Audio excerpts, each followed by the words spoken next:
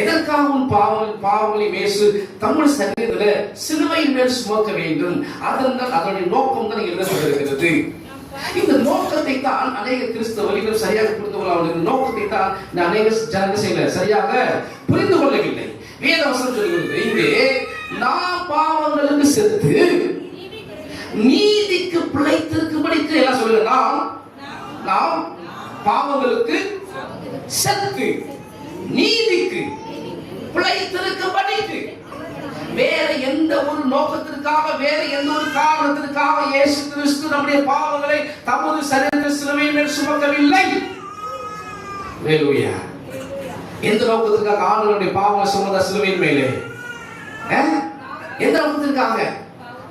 பாவத்துக்கு சாக வேண்டும், நீதிக்கு பிழைக்க வேண்டும். பாவத்துக்கு சாக வேண்டும், நீதிக்கு பிழைக்க வேண்டும்.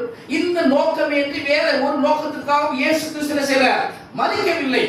இதைத்தான் கிறிஸ்துவ புரிந்து கொள்ள வேண்டும். மாயமான மண்ட கிறிஸ்துவ புரிந்து கொள்ள வேண்டும். சும்மா வெறுமனை கர்த்தாவே சொல்லுங்க கிறிஸ்துவ புரிந்து கொள்ள வேண்டும்.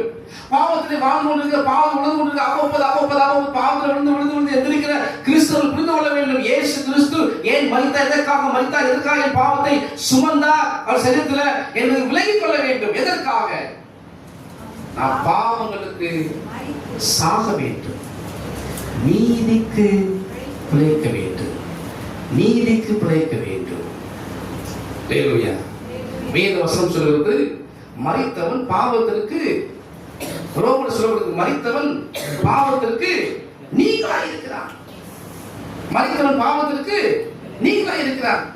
செத்து போன மறுபடியும் வந்து திருட முடியுமா பூமியில? செத்து போன மறுபடியும் வந்து விபச்சாரம் பண்ண பூமியில? செத்து போனவன் வேற பாவங்களை பண்ண முடியும் பூமியில?